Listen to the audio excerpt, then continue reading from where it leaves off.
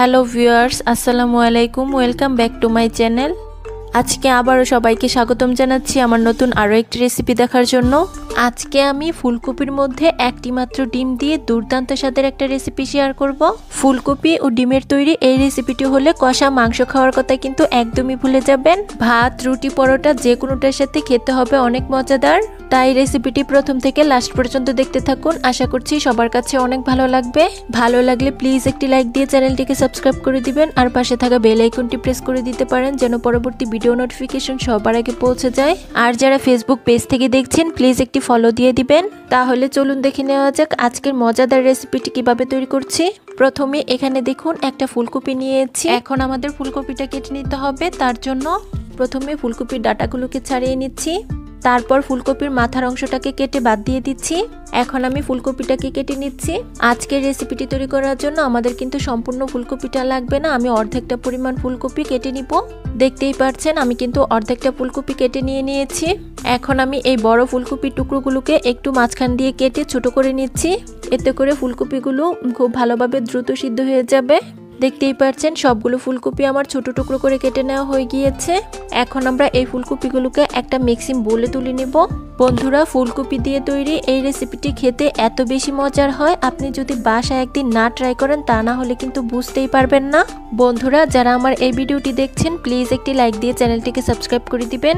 আর যারা Facebook page থেকে দেখছেন প্লিজ একটি ফলো দিয়ে দিবেন। দেখতেই পাচ্ছেন মিক্সিং বোলে ফুলকপিগুলো তুলে নেওয়া হয়ে গিয়েছে। এখন আমরা এগুলোকে অফ স্ক্রিনে খুব ভালোভাবে ধুয়ে পরিষ্কার করে নিব। এখানে দেখুন চুলায় একটা কড়াইয়ে আগে আমি পর্যাপ্ত পরিমাণ পানি দিয়ে নিয়েছি। এখন আমরা এই পানিটাকে খুব ভালোভাবে ফুটিয়ে নিব। দেখতেই পাচ্ছেন পানিটা খুব ভালোভাবে ফুটে উঠেছে। এখন আমি এর মধ্যে ফুলকপিগুলো অ্যাড করে দিচ্ছি। ফুলকপিগুলো ফুটন্ত পানিতে দেওয়া হয়ে গেলে এর মধ্যে আমি দিয়ে দিচ্ছি হাফ চা চামচ লবণ। এখন একটু নেড়েচেড়ে ফুলকপির সাথে লবণটাকে খুব ভালোভাবে মিশিয়ে নিচ্ছি। দেখতেই পাচ্ছেন নেড়েচেড়ে লবণটা মেশানো হয়ে গিয়েছে। এখন আমরা একটা ঢাকনা দিয়ে ঢেকে দিচ্ছি এই ফুলকপিগুলো খুব ভালোভাবে সিদ্ধ হওয়া পর্যন্ত। ফুলকপিটা এদিকে সিদ্ধ হতে থাক, এর মধ্যে আমরা বাকি উপকরণগুলো অ্যাড করে নিব। প্রথমে এখানে দেখুন একটা ছোট বাটি নিয়েছি। এখন এর মধ্যে আমি একটা ডিম ভেঙে নিচ্ছি।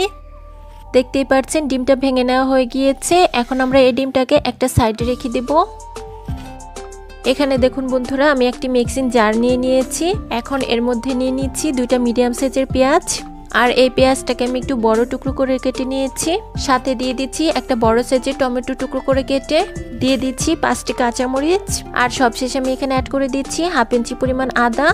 আর আদাটাকেও আমি এরকম ছোট টুকরো করে কেটে নিয়েছি।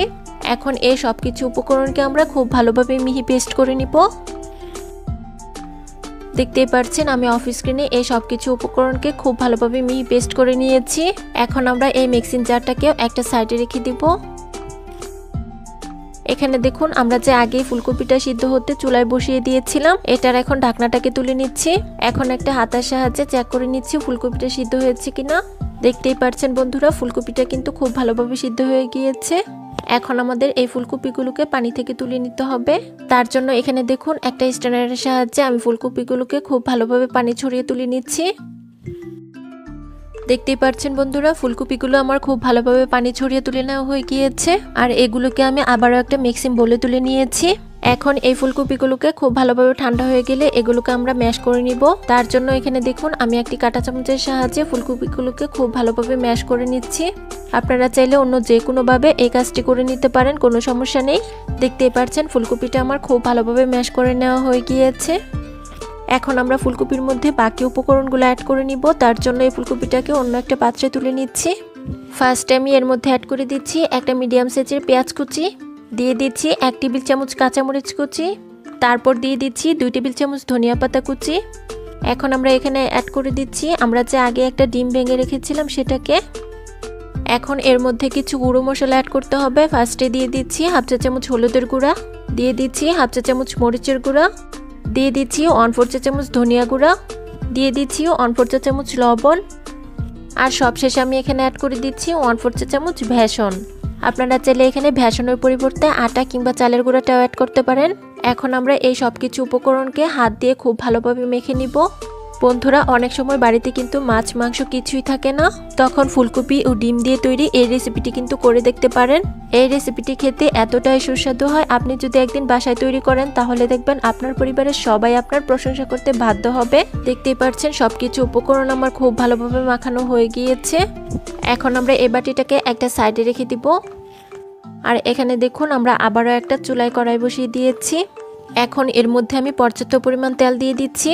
তেলটা যখন গরম হয়ে যাবে এর মধ্যে ফুলকপির মিশ্রণ নিয়ে অল্প অল্প বড়া শেপে এর মধ্যে দিয়ে দিচ্ছি।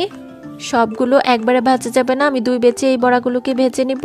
আর এই বড়াগুলো কিন্তু অতিরিক্ত গরম তেলে ছাড়া যাবে না, তাহলে কিন্তু এগুলো পুড়ে যাওয়ার সম্ভাবনা থাকবে। সবগুলো বড়া একবারে ভাজা যাবে না, আমি দুই বেচে বড়াগুলোকে ভেজে নিব। দেখতেই পাচ্ছেন বড়াগুলোর একটি সাইড হয়ে গিয়েছে। এখন আমি এগুলোকে একটা হাতার সাহায্যে উল্টে দিচ্ছি। আর এই বড়াগুলোকে আমি উল্টে পাল্টে মিডিয়াম হিটে খুব ভালোভাবে ভেজে নিব। আর এগুলো তেলের মধ্যে ভাজতেও কিন্তু খুব বেশি একটা সময় লাগে না, 2 থেকে 3 মিনিটের মধ্যেই কিন্তু এগুলো খুব ভালোভাবে ভেজে নেওয়া হয়ে যায়। বন্ধুরা, বড়াগুলোকে আমি খুব ভালোভাবে উল্টে পাল্টে ভেজে নিয়েছি। আর দেখতেই পাচ্ছেন এগুলোর মধ্যে কিন্তু খুব সুন্দর একটা কালারও চলে এসেছে। এখন আমাদের এই বড়াগুলোকে তেল থেকে তুলে নিতে হবে। তার জন্য এখানে দেখুন আমি একটা স্ট্যান্ডারের সাহায্যে বড়াগুলোকে খুব ভালোভাবে তেল ছড়িয়ে তুলে নিচ্ছি। আর একই প্রসেসে বাকি বড়াগুলো আমি অফ স্ক্রিনে তেলের মধ্যে ভেজে নিব। বন্ধুরা, আমি সবগুলো বড়া অফ স্ক্রিনে ভেজে নিয়েছি। আর এই কড়াইটার মধ্যে আমরা রান্নাটি শেষ করব, তার জন্য এই কড়াইটা থেকে আমি কিছুটা পরিমাণ তেল তুলে নিয়েছি। এখানে আমি 3 টেবিল চামচের মতো তেল নিয়ে নিয়েছি। এখন ফার্স্টে ফোড়নের জন্য এই তেলটার মধ্যে অ্যাড করে দিচ্ছি 2টা শুকনো মরিচ, দিয়ে দিচ্ছি একটি তেজপাতা, সাথে অ্যাড করে দিচ্ছি হাফ চা চামচ গোটা জিরা। আপনারা চাইলে এই পর্যায়ে 5 ফোড়নটাকেও অ্যাড করতে পারেন, এতে করেও কিন্তু রান্নাটি খেতে অনেক বেশি মজার হবে। এখন একটা হাতার সাহায্যে নেড়েচেড়ে এগুলোকে কিছুক্ষণ তেলের মধ্যে ভেজে নিচ্ছি। তবে এগুলো কিন্তু খুব বেশি ভেজে পুড়িয়ে ফেলা যাবে না, তাহলে কিন্তু রান্নাটি খেতে একদমই ভালো হবে না। কিছুক্ষণ এগুলোকে ভেজে নেওয়ার পর এর মধ্যে আমি অ্যাড করে দিচ্ছি আমরা যে আগে মশলাটা পেস্ট করে রেখেছিলাম সেটাকে। এখন একটা হাতার সাহায্যে এই মশলাটাকে তেলের মধ্যে কিছুক্ষণ ভেজে নিচ্ছি। অনেক বেশি সময় ধরে ভাজার কোনো প্রয়োজন নেই, শুধুমাত্র কাঁচা স্মেলটা চলে গেলেই হবে। আমি 1 মিনিটের মতো তেলের মধ্যে মশলাটাকে খুব ভালোভাবে ভেজে নিয়েছি। এখন আমরা এখানে গুঁড়ো মশলাগুলো অ্যাড করব। প্রথমে দিয়ে দিচ্ছি হাফ চা চামচ হলুদের গুঁড়া, তারপর দিয়ে দিচ্ছি হাফ চা চামচ মরিচের গুঁড়া, তারপর অ্যাড করে দিচ্ছি হাফ চা চামচ ধনিয়া গুঁড়া, তারপর দিয়ে দিচ্ছি 1 চা চামচ টালা জিরা গুঁড়া, আর সবশেষে এখানে অ্যাড করে দিচ্ছি স্বাদ অনুযায়ী লবণ। লবণটা যেহেতু আমরা বড়া ভাজার সময় দিয়েছি, তো এই পর্যায়ে আমাদের কিন্তু বুঝিয়ে অ্যাড করতে হবে। এখন আমি মিক্সিং জারটা ধুয়ে অল্প পরিমাণ পানি অ্যাড করে দিচ্ছি। এখন একটা হাতার সাহায্যে অনবরত নেড়েচেড়ে মশলাটাকে আমরা তেলের মধ্যে খুব ভালোভাবে কষিয়ে নিব। আমরা সবাই জানি যে কোনো রান্নাতে মশলাটা যত ভালোভাবে কষানো হবে রান্নাটা খেতেও কিন্তু ততটাই মজার হবে। আমি অফ স্ক্রিনে আরও একবার অল্প একটু পানি দিয়ে মশলাটাকে খুব ভালোভাবে 3 থেকে 4 মিনিট কষিয়ে নিয়েছি। আর দেখতেই পাচ্ছেন মশলার মধ্যে কিন্তু খুব সুন্দর উপরে তেল ভেসে উঠেছে। এখন আমাদের এখানে পানি অ্যাড করতে হবে, তার জন্য দিয়ে দিচ্ছি 1.5 কাপ পরিমাণ পানি। গ্রেভিটা কীরকম রাখতে চান সেই অনুযায়ী কিন্তু পানির পরিমাণটা কম বেশি করা যাবে। এখন একটা হাতের সাহায্যে নেড়েচেড়ে মশলার সাথে পানিটাকে খুব ভালোভাবে মিশিয়ে নিচ্ছি। দেখতে পাচ্ছেন নেড়েচেড়ে মেশানো হয়ে গিয়েছে। এখন এই ঝোলটা খুব ভালোভাবে ফুটে ওঠা পর্যন্ত অপেক্ষা করব। দেখুন ঝোলটা খুব ভালোভাবে ফুটে উঠেছে। এখন আমরা এখানে আগে যে ফুলকপির ভরাগুলো বেঁচে রেখেছিলাম এগুলোকে অ্যাড করে দিচ্ছি। আপনারা চাইলে কিন্তু ফুলকপির এই বড়াগুলো বিকেলে চায়ের আড্ডায় নাস্তা হিসেবেও খেতে পারেন। ফুলকপির বড়াগুলো ভেজে নেওয়ার পর কিছু বড়া আমার এমনিতে খাওয়া হয়ে গিয়েছে, আর এই বড়াগুলো খেতে কিন্তু অনেক বেশি মজার হয়েছে। দেখতেই পাচ্ছেন সবগুলো বড়া আমার ঝোলের মধ্যে অ্যাড করা হয়ে গিয়েছে। এখন আমি একটা হাতের সাহায্যে কিছুক্ষণ নেড়েচেড়ে নিচ্ছি। কিছুক্ষণ নেড়েচেড়ে এর মধ্যে আমি অ্যাড করে দিচ্ছি হাফ চা চামচ চিনি। এ পর্যায়ে চিনিটা দেওয়ার চেষ্টা করবেন, এতে করে নিরামিষ রান্নাটি খেতে কিন্তু অনেক বেশি মজাদার হবে। চিনি দেওয়া হয়ে গেলে আবার আমি কিছুক্ষণ নেড়েচেড়ে সবকিছু উপকরণ মিশিয়ে নিচ্ছি। এখন একটা ঢাকনা দিয়ে ঢেকে দিচ্ছি 5 মিনিটের জন্য। ফিরে এলাম 5 মিনিট পর। দেখুন ঝোলটা কিন্তু অনেকটাই শুকিয়ে গিয়েছে। এখন আমি এখানে অ্যাড করে দিচ্ছি 1/4 চা চামচ গরম মশলা, আর সাথে অ্যাড করে দিচ্ছি 2 টেবিল চামচ ধনিয়া পাতা কুচি। এখন আবারও একটা হাতার সাহায্যে এই সব কিছু উপকরণ খুব ভালোভাবে নেড়েচেড়ে মিশিয়ে নিচ্ছি। বন্ধুরা, ফুলকপি ও ডিম দিয়ে তৈরি এই রেসিপিটি খেতে এত বেশি মজার। আপনি যদি এই রেসিপিটি একদিন বাসায় তৈরি করেন দেখবেন আবারও কিন্তু এই রেসিপিটি তৈরি করার জন্য রিকোয়েস্ট আসবে। তাই অবশ্যই কিন্তু এই রেসিপিটি একদিন বাসায় ট্রাই করে দেখতে পারেন। বন্ধুরা, দেখতেই পারছেন ধনিয়া পাতা আর গরম মশলাটা আমাদের নেড়েচেড়ে মেশানো হয়ে গিয়েছে, আর এরই মধ্যেই কিন্তু আমাদের রান্নাটি কমপ্লিট হয়ে গিয়েছে। এখন আমি চুলার জালটাকে বন্ধ করে দিব। আর রেসিপিটিও আমি আপনাদের মাঝে পরিবেশন করে দেখিয়ে দিব। তার জন্য এখানে দেখুন একটা বাটি নিয়েছি, এর মধ্যে আমি নিয়ে নিচ্ছি। দেখুন বন্ধুরা, ফুলকপি ও ডিম দিয়ে তৈরি এই রেসিপিটি দেখতে কি অসম্ভব লোভনীয় হয়েছে। ভাত, রুটি, পরোটা যে কোনোটার সাথে খেতে হবে দুর্দান্ত।